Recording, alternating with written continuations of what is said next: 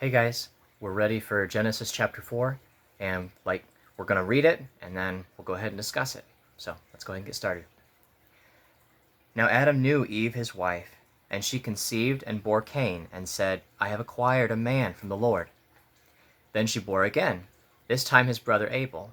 Now Abel was a keeper of sheep, but Cain was a tiller of the ground. And in the process of time it came to pass that Cain brought an offering of the fruit of the ground to the Lord. Abel also brought of the firstborn of his flock and of their fat. And the Lord respected Abel and his offering, but he did not respect Cain and his offering. And Cain was very angry, and his countenance fell. So the Lord said to Cain, Why are you angry, and why is your countenance fallen? If you do well, will you not be accepted? And if you do not do well, sin lies at the door, and its desire is for you, but you should rule over it. Now Cain talked with Abel his brother, and it came to pass, when they were in the field, that Cain rose up against Abel his brother, and killed him. Then the Lord said to Cain, Where is Abel your brother? And he said, I do not know. Am I my brother's keeper? And he said, What have you done? The voice of your brother's blood cries out to me from the ground. So now you are cursed from the earth, which has opened its mouth to receive your brother's blood from your hand. When you till the ground, it will no longer yield its strength to you. A fugitive and a vagabond you will be on the earth. And Cain said to the Lord, My punishment is greater than I can bear. Surely you've driven me out this day from the face of the ground. I shall be hidden from your face. I shall be a fugitive and a vagabond on the earth, and it will happen that anyone who finds me will kill me. And the Lord said to him, Therefore, whoever kills Cain, vengeance shall be taken on him sevenfold. And the Lord set a mark on Cain, lest anyone finding him should kill him.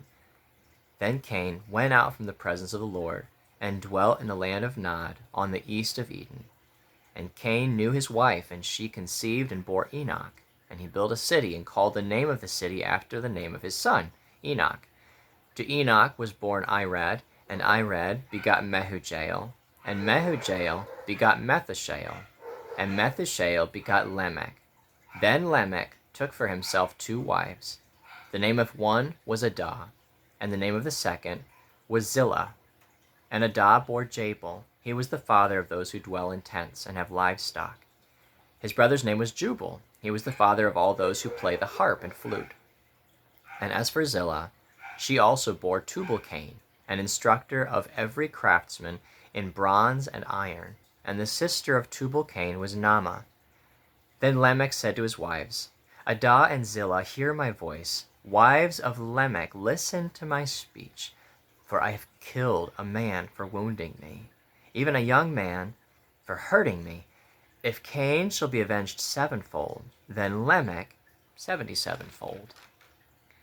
And Adam knew his wife again, and she bore a son, and named him Seth.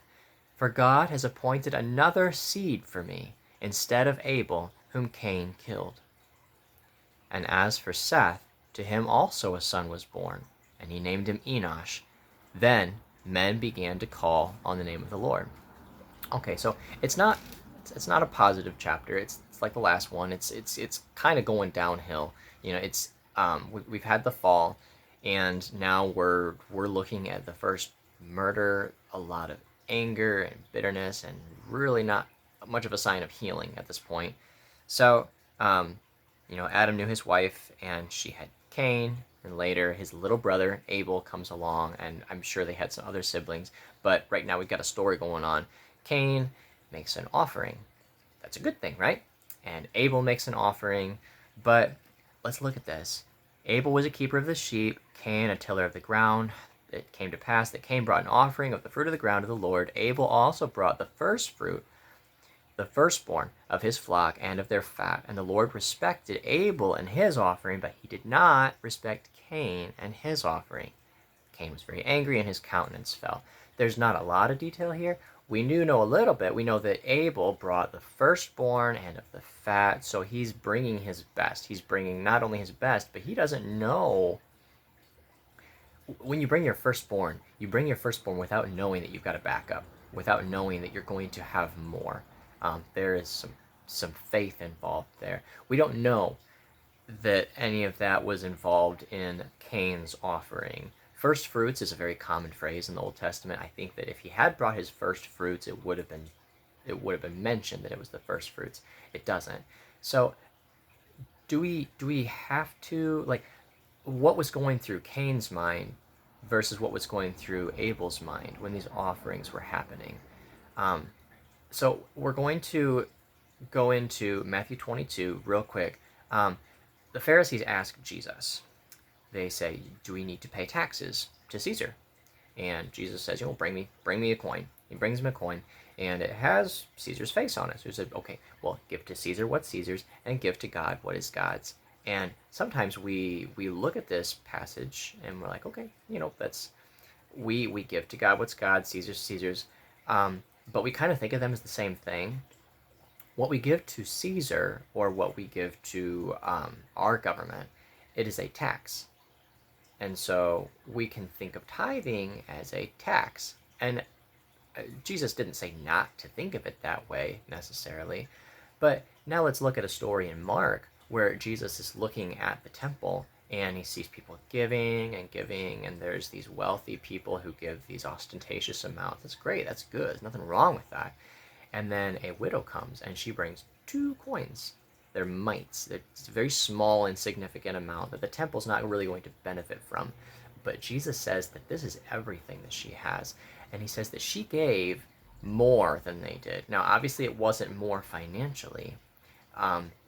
She gave everything she had, but what she gave was of greater significance. She had the better offering. And it's because she's giving differently. So let's think about what happens if we think of our offering to God as a tax.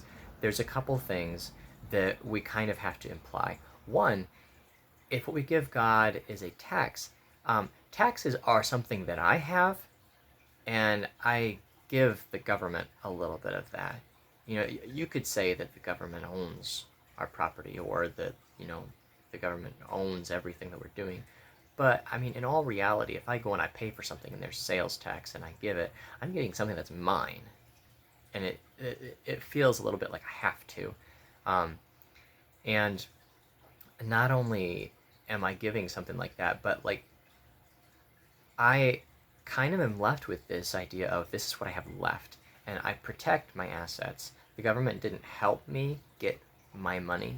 My income tax does not the government didn't really play a part in me getting paid, per se. With some jobs, there is a government. There are government jobs, but I'm giving out of my stuff. And when we give to God as if it's a tax, there is a protection of our assets, the same way there is a holding back when we are being taxed. But there's another way to look at offerings, and it's a return. Why would the woman give everything that she had to the temple? She didn't need to give that much. She could have given 1, and it would have been 50%. She gave because she knew it already belonged to him. When we have this mindset that everything we have is already God's, I don't have because I earned it. I don't even necessarily have because I made it happen. I have because God gave. And when I actually believe that, I end up having faith to give again, to give better. And that is what's going through Abel's mind.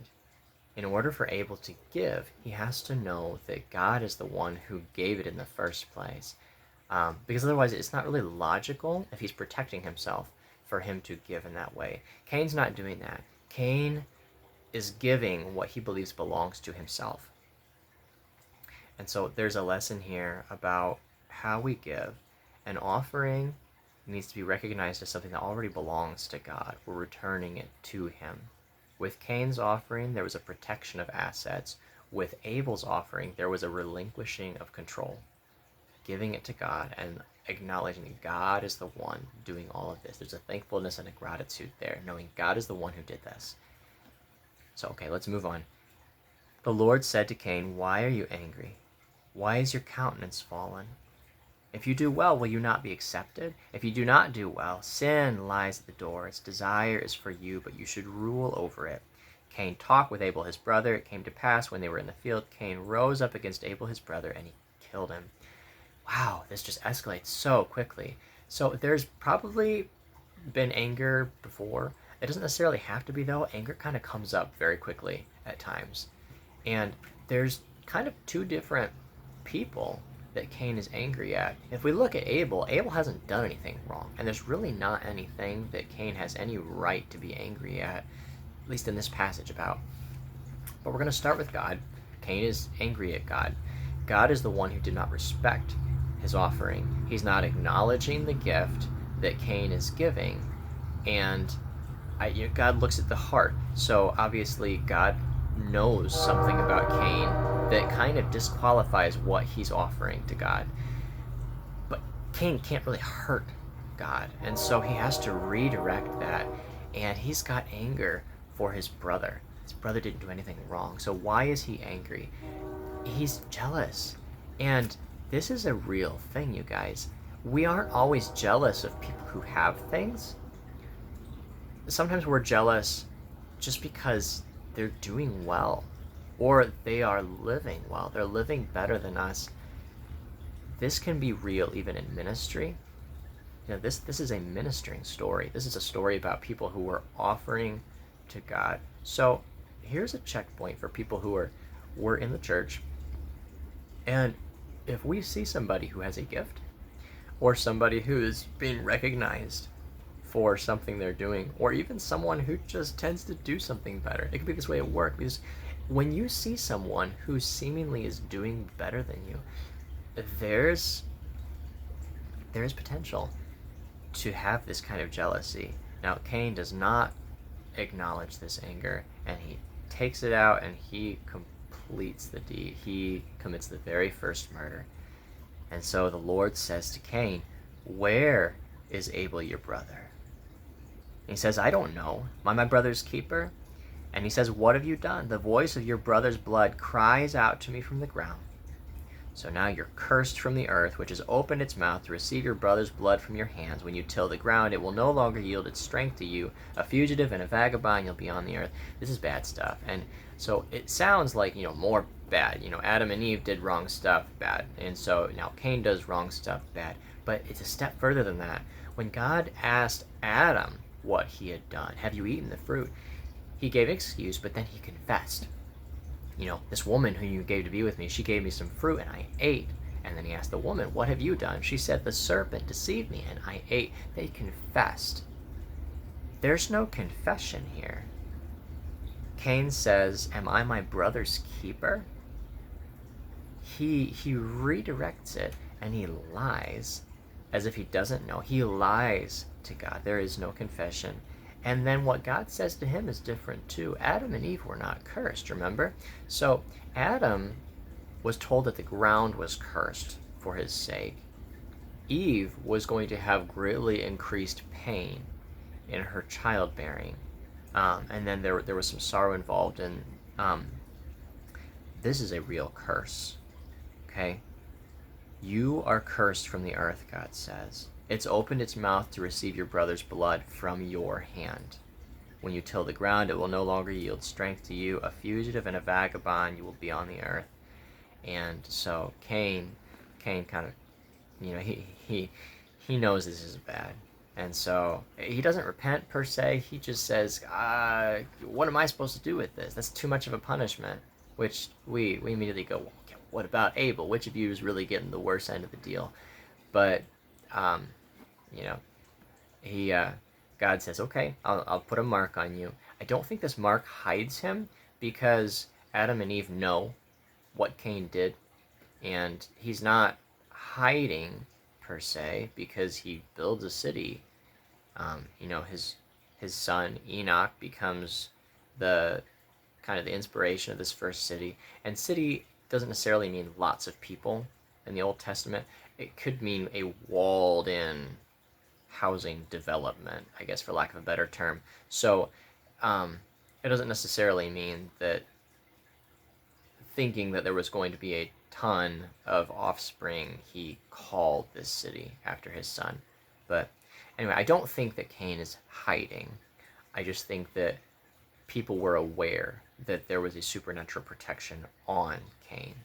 And it wasn't because he deserved it, but it kind of starts this idea that vengeance is the Lord's. We are not retaliating. It's not humanity's job to retaliate against what Cain did. This just prolongs the sin and the back and forth. Okay, so then we get into this list of names. Not going to go through it real long. Enoch had Irad, who had Mehujael, who had Methushael, who had Lamech. Lamech took for himself 2 wives, Adah and Zillah, and Adah had 2 sons, Jabal and Jubal. Jabal was the father of those who have tents and have livestock. Jubal was the father of those who play harp and flute. Zillah had Tubal-Cain, and then the sister of Tubal-Cain was Naamah, which is interesting because, unfortunately, there wasn't much mention of women, hardly at all, in chronology in the Old Testament. And so why is this particular tree important? Because usually, even though Jewish tradition carries out pretty thorough trees, it leads to something. In the main case, it leads to Jesus. And the family tree records kind of, at least in scripture, kind of stop there. That was the purpose. But here we've got a family tree that leads to Lamech and his wives and a little bit of their history, and then to Naamah. So Naamah makes it into this list, and a lot of people think that Naamah was actually the wife of Noah, which is significant because, Jesus, we have genealogical records of him that trace him all the way back on Joseph's side, even though that was his adoptive father, all the way back to Adam, going through David, through Judah, giving him a good lineage. And then there's another record that doesn't quite have the same names in it. It's got different names, and people would say that is Mary. And so there's an importance in his bloodline on his father and his mother's side. Well, Noah has to have a good record too, and we'll see this in a later chapter, but Noah was not of mixed and unhealthy genealogy, which is a weird thing to say, but there's a lot going on in the Old Testament that pertains to why the flood had to happen. And I don't think it's just that Noah was a good man. He was. But he also had come from a family tree that had kept itself clean. And so we are seeing the genealogical record of Noah and the genealogical record of Naamah, his wife, to show that there is full, non-perverted genealogy carrying on a human family tree. Again, weird stuff. Just hang in there. Those chapters are coming. But okay, so this is Naamah. And then this story happens between Lamech, and he talks to Adah and Zillah, his wives. Wives of Lamech, listen to my speech. I've killed a man for wounding me, even a young man for hurting me. If Cain shall be avenged 7-fold, Lamech 77-fold. There's not like a lot of profoundness here. I would imagine this is just Lamech claiming something for himself. I don't know that God was really involved in this, or that God's like, yep, that's right. For one, this is generations down. So at this point, there probably had been, the sin is in the world. I would imagine there's been some aggression, there's been some sin, there's been possibly some murder. There's, by the time Noah comes on the scene, it says violence filled the earth. So I don't think that this was just some crazy phenomenon where God's like, oh yeah, I'm going to have this really big thing for Lamech. I don't know why it's put in here, to be honest. But I don't necessarily think that God is in support of what Lamech is saying. I think he's just saying it. Okay, then Adam knew his wife again. She bore a son and named him Seth. She said, "For God has appointed another seed for me instead of Abel, whom Cain killed." As for Seth, to him also a son was born, and he named him Enosh. Then men began to call on the name of the Lord. Random. It could be a good thing, and I think for a while I saw it as a good thing that men call on the name of the Lord. Um, it could mean that this is a high point in genealogy. After Seth, he had a son Enosh, and then there was this return back to God, or at least a group of people who were returning back to God, or who were longing. There are people who say that this is the beginning of organized religion, where um, we start having regular routine offerings or prayers. People are writing stuff down, coming up with some proverbs, or God is giving some instruction. That could be. There is a second possibility. God is being very, with Adam and Eve, obviously before the fall, he was walking with them in the garden. But even in the story of Cain and Abel, God shows respect to Abel and his offering, but doesn't show respect to Cain and his offering. And how do we know that God isn't showing respect? Because Cain doesn't seem to have a heart that's listening much to what God has to say. And in our day and age, if my heart is not right and I'm giving an offering, I'm probably not going to be all that aware of God not appreciating the offering. Certainly not to the degree that I'm so angry and so sure about it that I am just filled with wrath. And so there's whatever communication God was using with Cain, it was very blunt. It was very out there, open, almost casual. I don't want to use a word casual with God, but there's not much of a stretch between what God is communicating and people's effort to listen. And when Enosh comes, Enosh is the son of yet the third brother. There may have been, well, he probably was the third brother. Um, People have to call on the name of the Lord. And it's possible that there's just been some distance at this point. We've probably got violence going on beyond Cain. I don't know how many brothers and sisters came after Cain, Abel, and Seth, but as the world fills up with violence, we do know that things are declining. Things are getting worse because eventually God's like, I can't endure humanity being like this. I'm going to have to start fresh. So there's a degrading of the well-being of humanity and of their relationship with him, and I think there's probably some distancing. So I think this could possibly imply that people are actually now having to call out for him. He's not just there hanging out anymore. He is with us, but we have put enough distance between ourselves and a holy God that now he has to be sought out with a lot more effort than before. So that's all I've got. So thanks, guys, and see you next time.